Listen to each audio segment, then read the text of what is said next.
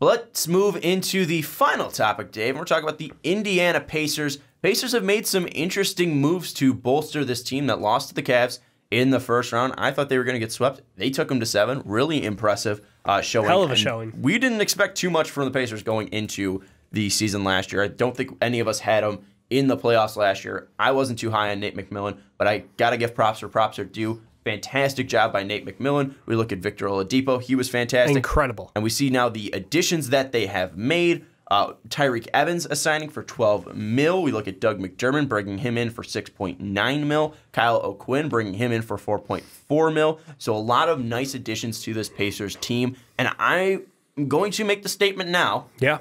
The Pacers are going to be in the Eastern Conference Finals next year. What? In the 2018-2019 season, they will be in the Eastern Conference Finals. You're crazy. I'm not crazy. You are crazy. This is a team that is a team. This is like, it's so weird to say that, but this isn't based off stars. This is based off being one. This is being a unit, and you added 3 guys that are really quintessential to that. Kyle O'Quinn does everything for this for a team. He grabs boards, score points, dishes out the ball. Very good big man who can do a lot for a team. Yeah. Doug McDermott could be scoring off the bench, which I really love, and pairing him with Bojan, who Bojan showed great defensive abilities. Yeah, those two surprisingly athletic for a white guy. Those two at the 3. Absolutely fantastic. Reek, we're talking about his ability to score. Comeback his resurgence has been fantastic. So why not go to the place that has resurged careers in Indiana? And obviously you have a star in Victor Oladipo. I think this team can have a really nice run and make it to the Eastern Conference Finals, because we look at Boston. Boston's dealt with so many health injuries,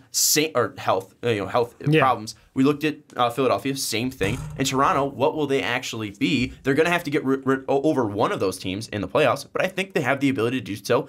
Maybe not Boston if they meet in the first round or the second round, but if the Pacers get a 4 or 5th seed, or maybe even a 3 or 2 seed, we'll be able to take down Philadelphia or Toronto, and I think they will go to the Eastern Conference Finals. You watch yourself. Those are some bold claims off the top, Sean. Book it for Flashback Friday when I'm wrong. I was going to say, what's the bet this time? What's the bet this time for a finals team? No bets? No, I'm not making bets. You learned your lesson? I painted grape jelly on my face for LeBron, so garbage.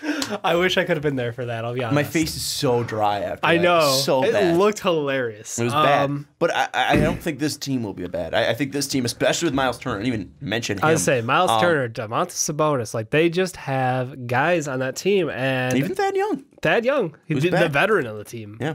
I like them. I don't know if I'm putting them in my Eastern Conference Finals, but I like them because I like Victor Oladipo getting help, and that's exactly what he needed. He needs someone like Tyreke Evans who can come in, play on ball, and take over offense, so that way Victor Oladipo can rest a little bit, because defensively, he was a stud. He had 2.4 steals a game last year. That's nuts. He was super aggressive, he's a great on-ball defender. Mm-hmm. As far as how he played off ball, he was okay, but still, on ball, he gave it everything. He was just worn out by the end. Put up just over 23 points a game last year. Honestly, I don't know if he goes to be a 25-point-a-game scorer. I think the addition of Tyreke means he probably won't be. I think that those two are going to share the load heavily. I think Tyreke even regresses a little bit because last year was just incredible, and he was playing on a terrible team where he was basically given the reins. So, slightly padded numbers, but still, I think he's going to put up, 16-plus points a game. So those two guys as your primary scorers, you're in good business. And then you've got stretching the floor with Miles Turner, Sabonis, and you added McDermott. You got Bojan, shoot from the outside. They have a great makeup. I like what they've done as far as building this team out, because all these guys are under 30. They've just got a great young core together. And if they can shake it out and see, where they land up, I don't know if I've got them beating, the Celtics, the Sixers, the Raptors. Yeah. But I think they're definitely established on that tier alongside Milwaukee. I think they're right there. I think Giannis, he elevates that team incredibly. And we'll see what happens to Jabari in free agency and what happens. Well, and how Bud takes to that team. And how Bud addition, having a real coach, what could that do for Giannis? That'll be a whole nother discussion. But I think they're on the same tier. I think those two teams, they're both scary as hell for different reasons. What Giannis can do on his own is terrifying. What the Pacers can do as a team, like you said, I think their teamwork will really stand out, and I think what they could do is second round. I'll give you a second round depending on matchup. If they match up poorly, maybe not. But well, that's the thing is, I think if they match up against Boston, I think they lose that in the second round. But if they go up against Philadelphia, I think they're a better coach team and a deeper team than Philadelphia. I think they end up winning that one. The biggest concern for that team and for that matchup would be how do they match up with Joe inside? Because Miles Turner isn't that great defensively. He's not a strong player. Yeah. He's very timid. Not a guy that's going to be attacking the boards. For a big man, doesn't really use his size and his ability. And going up against Joe would be very concerning. Yeah. But I mean, we look at the athletes, and maybe they're able to slow down, Ben a little bit, and I think they can at least slow down the game enough where Philadelphia isn't able to move in transition. I think what we saw from Brett Brown's Philadelphia 76ers could be attacked. What we saw in the second round from the Philadelphia 76ers. Brett Brown can't coach. Could be attacked by matchups by the Pacers just because they are so deep and can continually give them tough matchups. Yeah. No. And you even mentioned it again. All of them are under 30. Thad Young 30, Darren Collison 30. Those are the oldest guys. And that's on the this thing. team. Like Darren Collison's not even like a stud. He's just there. He's a consistent veteran. He's good. He's consistent. He's a guy that is a very even keel. A guy that's just going to be there. He's going to do his job. Same with Aaron Holiday, and he's a guy that was just brought in as a rookie. Their rookies are. I mean, you still have a lot of youth on this team as well. I mean, T.J. Leaf, Aaron Holiday, Ike Anabogo from UCLA. Aaron Holiday. Another guy we didn't even mention him. You mentioned him shooting a little bit, but a guy who first game in summer league looked really good. Mm-hmm. Looks like a scoring guard off the bench. Yeah. Exactly what they need. Well, and he's a guy that I think could fit in that Collison role, where Collison, early in his career was putting up I think about 15 points per game, and dishing out around 5 to 6 assists per game. I think at Holiday's peak he could do that as well. Yeah. So I mean that, and even then they also have Sumner as well, who's a guard, guy that was floating up and down. From the Summer League and from the big G club, League. G League. I'm sorry, the G League and the Indiana club last year. Sumner is a kid from Xavier who hurt his ACL in his senior year or junior year, and then went into the NBA. So he's still recovering, and now it's going to really show how good he is. He's more of a driving guard, a guy that can really attack with his frame, bigger guard. So I really love the makeup of this team, and adding guys like McDermott, adding guys like O'Quinn, those guys are at least adding playoff experience in McDermott, and O'Quinn at least brings more physicality to this Pacers team. It's funny that you bring up playoff experience in McDermott. I'm like, he has played in the playoffs. He did technically play on, the Bulls team in the playoffs? Well, OKC last year. He had, yeah. Yikes. Yikes. thanks for adding that. But he did play for the Chicago Bulls 2014, 2015. Yeah, that one I remembered. 3 games. The OKC, I forgot OKC that he actually got minutes in those games, but they were pretty, I mean, he only averages 9.5 minutes per game. Didn't? Yeah, okay. He only averaged 9.5 minutes per game in his career. I was saying, didn't he end the season on the Mavs, though? No. He ended on OKC. He started with the Mavs, ended with OKC. Okay. But you look at his stats at Dallas, he was unreal. Then he was traded to what's it called? He was traded to OKC. But you look at what he did he was in OKC last year. Yeah, I was gonna say the year before.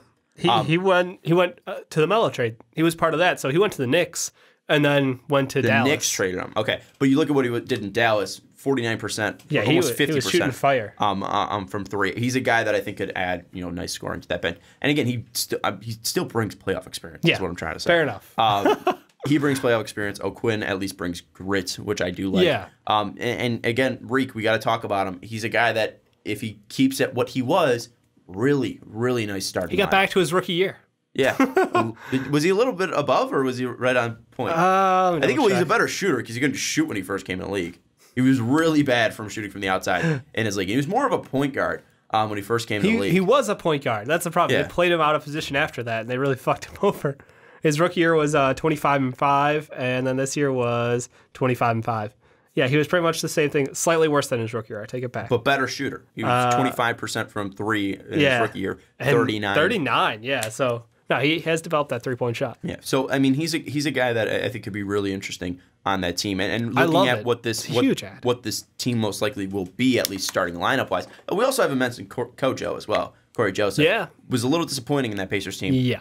But we can, he's still young. We'll see how he develops and takes to it. But that starting lineup, probably going to be, Oladipo? You probably run Collison out there. Yeah, I would probably say Collison, Oladipo, Tyreek, Sabonis, and then Turner. And then we're going to have, coming off the bench, Kojo, You're going to have Thad Young, Boyan. Yep. So Boyan off the bench, you like that? I mean, yes. Because that's the thing is, like, I the dude love can abuse Tyreek, second units. Oh, but you think he should run the second unit? I think he should run the second unit. You think he's Vic 2.0, but then for like late game situations, they play side by side? Yeah. Okay. I think we were talking like best lineup versus like. Well, okay. that's the thing is, I think you're probably at the end of the game, then you're taking out Collinson. You're going to put Vic at the Depot, one. then Tyreek, then probably Boyan for shooting, and then Sabonis for that kind of grit and at least that kind of. I mean, him or Thad Young, they're physicality. Interchangeable at that point. Yeah, well, but I like Sabonis better. Sabonis has better shot. Thad Young is better on the inside. Depends on what they need. Yeah, but that's why Turner brings that shot from the outside. No, I mean, I think they've got a really well-rounded team, and I love what they've done. I love the ads, and that's the weirdest thing is like this is a team who a year ago we're like, man, they just traded away Paul George for pennies on the dollar. They get Victor Oladipo, who has never grown in Orlando. He had like an okay year in OKC, but he just kind of looked like a weak version, a watered down version of Russ, basically. And then what do we see? He turned into his own man here, exploded, because we all learned Orlando doesn't have development for anyone. Like they just didn't have a player development team. Didn't exist. OKC, he literally just playing in the shadow of Russ. And then my boy Sabonis, the man I loved coming out of college, like that. My hype train for him off the charts.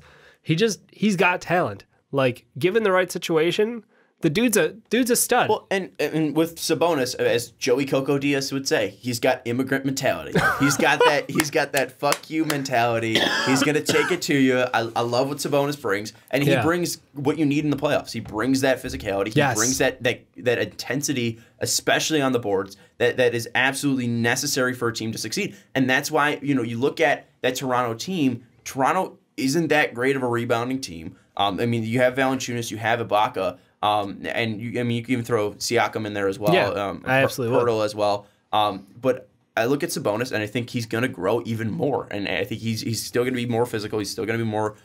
He's going to get stronger, clearly. And he's going to be able to at least grab more boards. And the biggest thing for this team, I think, at least growing, I think Vic needs to become at least more of a better passer. I mean, he's not a terrible passer. He was a bit turnover happy. He needs to become a better passer, make smarter decisions, which I think stepping into that right and stepping into that position will come naturally. We look at Tyreek. I think Tyreek will do enough. I think maybe if he's able to step up a little more defensively, then that would be a huge plus for them. Yeah. But I think the biggest step, at least player development wise, needs to be for Miles Turner. And he needs to become stronger. He needs to be more assertive, and he needs to be able to at least grab more boards. I mean, he's kind of becoming into a worse Al Horford.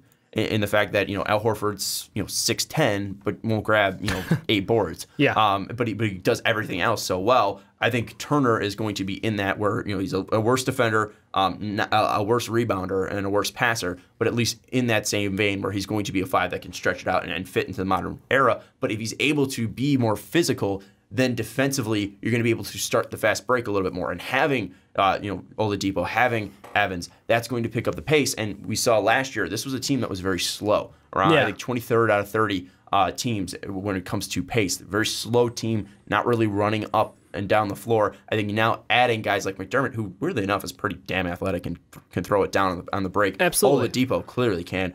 Reek can as well.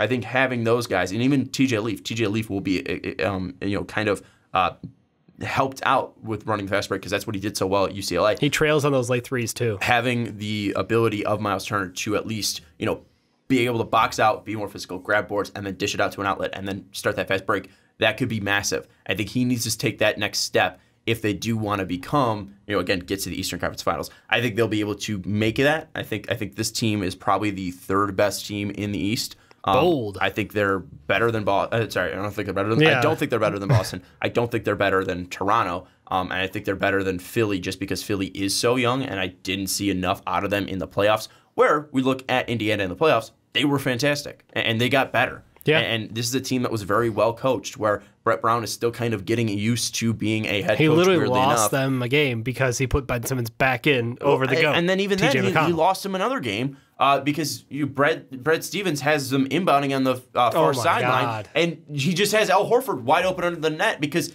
Brett Brown couldn't draw up a defense. And Philadelphia was so lackadaisical with the ball, they were not able to keep it with them. They kept turning the ball over in crucial moments again and again and it's again. A super young team. And they lose more veteran leadership. The best players on their team, would help them win 16 straight, was Bellinelli and Ersan.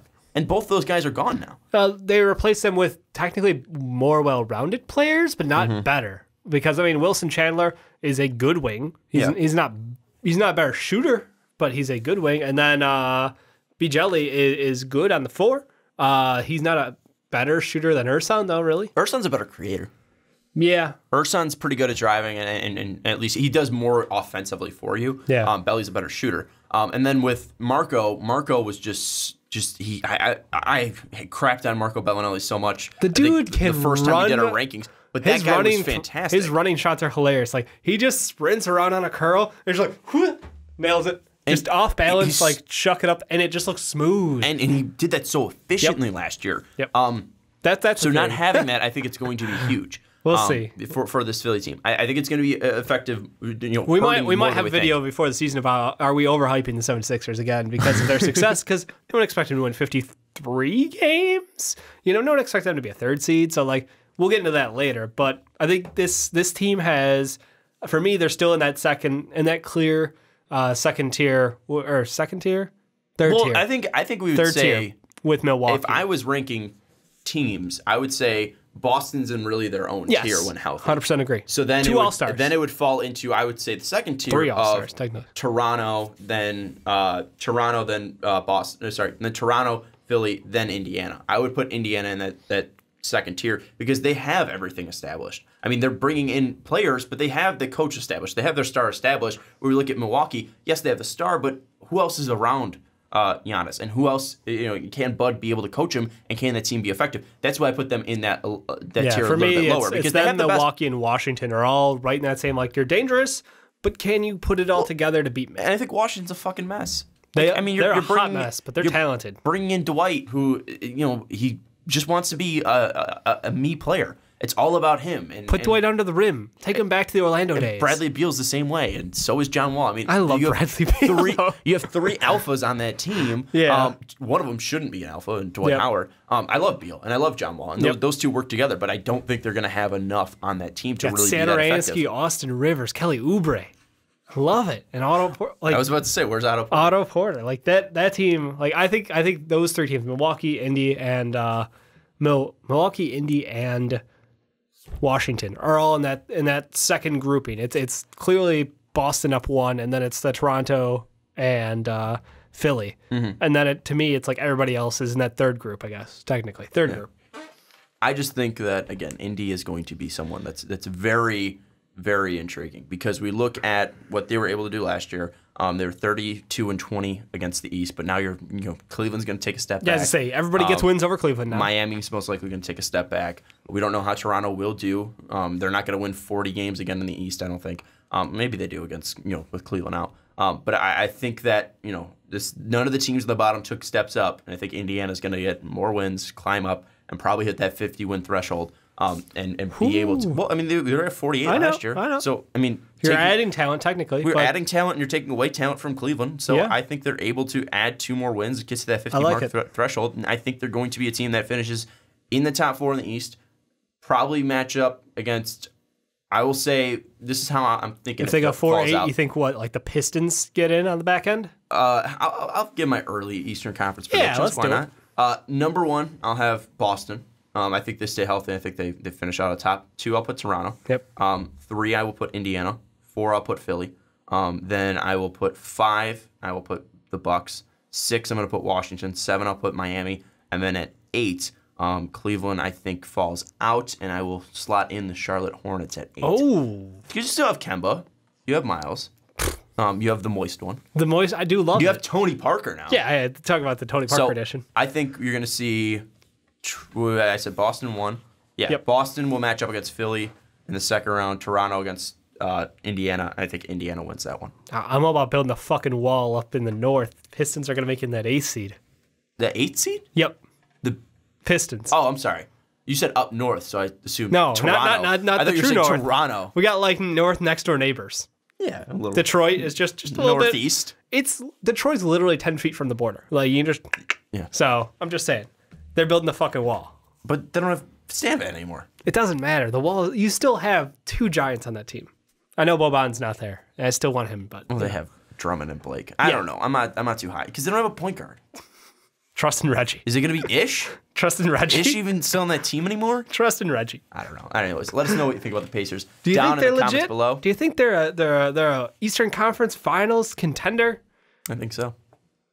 I truly think so. Sean's I think this drinking team's the Kool-Aid. really good. Will you? And one thing that they're going to improve on is they're going to be better at home. I mean, they were still pretty decent, 27-14. That was same as Boston at home. I think they're going to be better at home. And I think this team's going to be really damn good. And they weren't even that good in the division as well. I mean, we look at the division; they're 10-6 in the division. And that's with Milwaukee, Detroit, and Chicago in there. They're going to win. They're going to be the top team in the Central for sure.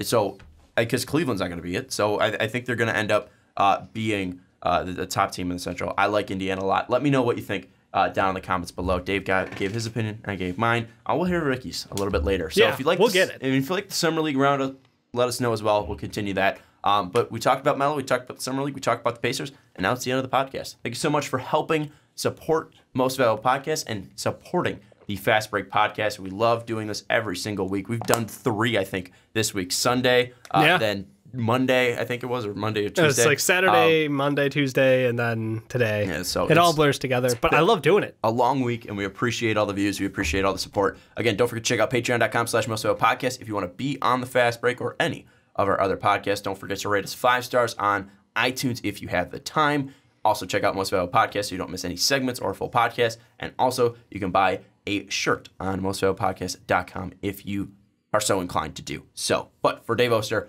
I'm Sean Anderson. We'll see you next time.